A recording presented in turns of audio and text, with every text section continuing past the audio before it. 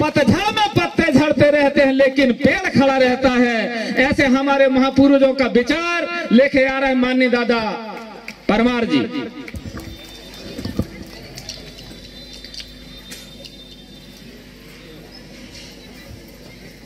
गोंडवाना की महान धरती, गोंड राजाओं की धरती को नमन करते हुए हमारे पूर्वज, हमारे राजा, उन सब को नमन करते हुए सभा में बैठे मातृशक्ति और पितृशक्ति प्यारे बच्चों और सभी सामाजिक कार्यकर्ता साथियों, हमारे बीच हमारे दो सरपंच साहिबान यहाँ पर बैठे हैं। खटिया और मोचा से जिला पंचायत के उपाध्यक्ष भी हमारे बीच में बैठे हैं। भाई, विचारधारा के लोग हमारे बीच में आए। दुनिया के किसी भी इलाके में आदिवासी होगा, चाहे वह अफ्रीका में हो, चाहे वह मध्य एशिया में हो, पूर्वी एशिया में हो, अरब में हो, हर जगह पर आदिवासी समूह में काम करता है। एक व्यक्ति को आगे नहीं करता, समूह में काम करते हैं और पूरे समाज का हित अपना हित मानते हैं। पूरे समाज का हित अपना हित। पूरा समाज जिंदा रहेगा तो मैं जिंदा रहूंगा, ये सोच हमारे बाप दादाओं में थी।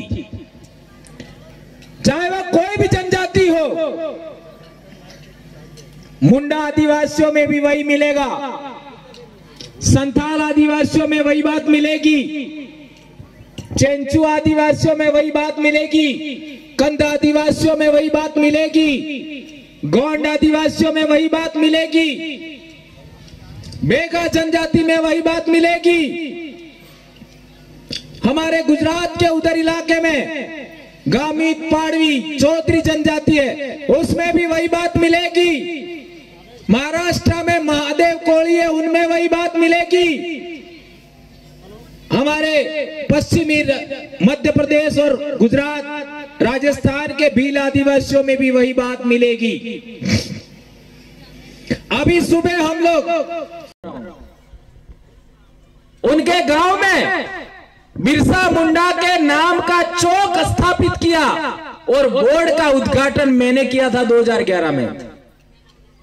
पहली बार हमारे इलाके के बाहर जाकर कहीं पर मैंने चौक चौराहे पर आपका उद्घाटन किया या नामकरण किया, बोर्ड का अनावरण किया, तो वहां पर किया था मुधोली करके गांव में। और इसके बाद लगातार हम इस इलाके में बहुत सारे इलाकों में गए। अभी पिछले 2-3 साल पहले हम लोग बालाघाट हरनाम भाई के गांव में भी आए थे। एक बार अमरकंटक के आसपास कार्यक्रम था, वहां पर भी आए थे। पिछले दिनों हम आपका जबलपुर आए थे, सिवनी में कार्यक्रम में भी आए थे। यानी हम लोगों ने जहां पर भी जाके देखा, हमको 3-4 बातों का यहां पर कमी का एहसास हुआ। हमारे वहां किसी भी सूरत में 12:30 बजे प्रोग्राम शुरू हो जाता है और प्रोग्राम में 1 या 2 डांस रखते हैं, ज्यादा 3 से 4 कार्यक्रम डांस के रखते हैं, इससे ज्यादा नहीं।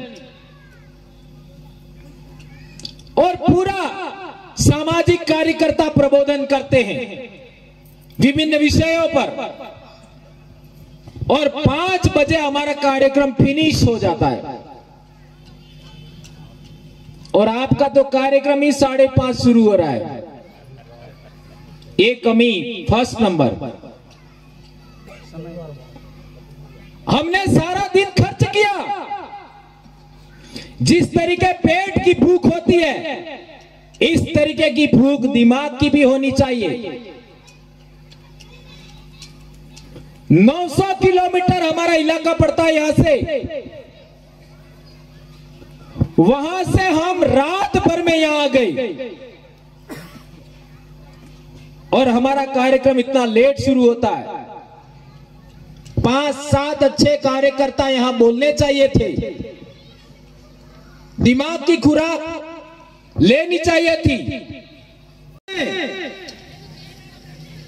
वहां पर हमारे सामाजिक कार्यकर्ता, सरकारी कर्मचारी भी होते हैं और बेरोजगार साथी भी होते हैं, राजनीतिक कार्यकर्ता भी होते हैं। हमारे वहां पर चुनाव से 2 महीना पहले राजनीतिक लोग काम करते हैं, इसके बाद समाज का ही काम करते हैं। आपका राजनीतिक लोग राजनीतिक कितने टाइम तक बने रहते हैं? मेरे को लगता है 5 साल। हमारे वहां केवल 2 महीना। इसके बाद मैं किस पार्टी का हूं इसका भी ज्यादा कोई महत्व नहीं होता। अपनी आइडेंटिटी केवल सामाजिक कार्यकर्ता के रूप में बताते हैं और समाज के बीच में बोलते हैं। इसकी वजह से इतना बड़ा जन जागरण फैला। 2015 में हमने आदिवासी परिवार नाम का बैनर बनाया, आदिवासी परिवार, और इसके 4 फंडामेंटल पॉइंट थे। 4 पिलर, राजनीति विहीन आदिवासी परिवार, अर्थात आप किसी भी पार्टी के सदस्य हो सकते हो, समाज के बीच में आइए और यहां मंच से केवल और केवल समाज के बारे में बात करेंगे। ये पहला पॉइंट। दूसरा, संगठन विहीन आदिवासी परिवार, अर्थात आप किसी भी संगठन के हो, कोई फर्क नहीं, संगठन अपने घर पे खूंटी पर गाड़ करके आइए और यहां आने के बाद आप समाज को क्या संदेश देना चाहते हैं वही बात बोलेंगे, अपने संगठन का नाम तक नहीं लेंगे। ये हम लोगों ने व्यवस्था कायम किया। तीसरी बात, धर्मविहीन आदिवासी परिवार। आप किसी भी धर्म को मानते हो, हमें कोई मतलब नहीं। आप आदिवासी हो, आदिवासी के बच्चे हो, आप भारत के संविधान के अनुसार अनुसूचित जनजाति का प्रमाण पत्र धारक हो, तो आप यहां पर आइए और अपने समाज के लिए अपनी बात रखिए। बहुत बढ़िया।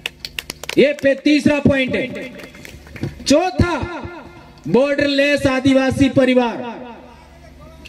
हमने देखा कि जहां आदिवासियों की संख्या ज्यादा है, 80%, 90%, 100% हमारी संख्या है, वहीं पर इन लोगों ने जिले की बॉर्डर बनाई, वहीं इन लोगों ने राज्यों की बॉर्डरें बनाई। इसलिए हमारा यह कहना है कि जिला कोई भी हो, राज्य कोई भी हो, आप आदिवासी हो, यहां आकर के बोल सकते हो। ये 4 बिंदु ने इतना बड़ा कारवा खड़ा किया। आज की तारीख में हम 10 राज्य में पहुंच चुके हैं। कितने समय में? 9 साल में। 2015 से 2024 तक हम 10 राज्य में पहुंच गए।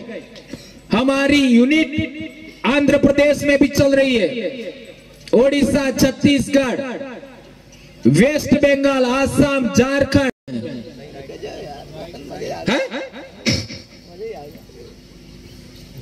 भारत देश की विरासत, भारत देश के इतिहास में सबसे पुराना नगर सभ्यता मिलती है, लिखित आपका सील मिलती है, सील मोहरें मिलती है, वह सिंधु घाटी सभ्यता की है। सही है गलत है? मोती रावण कंगाली साहब ने उन सील पर लिखी हुई बातों को पढ़ा उस पर जिस तरीके से आप लोगों के सर पर सिंह मोहर है, उस तरीके का भी सील मिला है।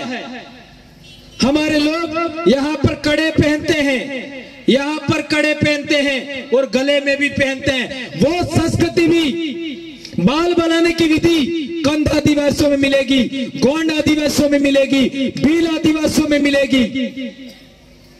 वो हमारे बाप दादे सिंधु घाटी सभ्यता काल में उन्होंने नगरीय सभ्यता का विकास किया।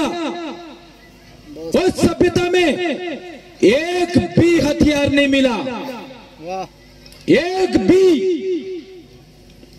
इसलिए कह सकते हैं भारत देश के आदिवासियों का इतिहास, भारत देश के मूलवासियों का विरासत, इंडिजिनस पीपल का विरासत अहिंसक है।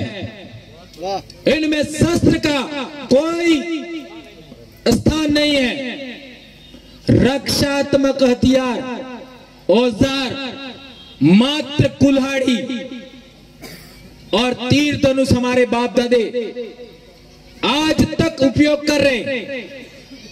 हमारे बाप दादाओं ने कभी भी अपने रक्षात्मक हथियारों का भी परिष्कार नहीं किया, उनका विकास नहीं किया।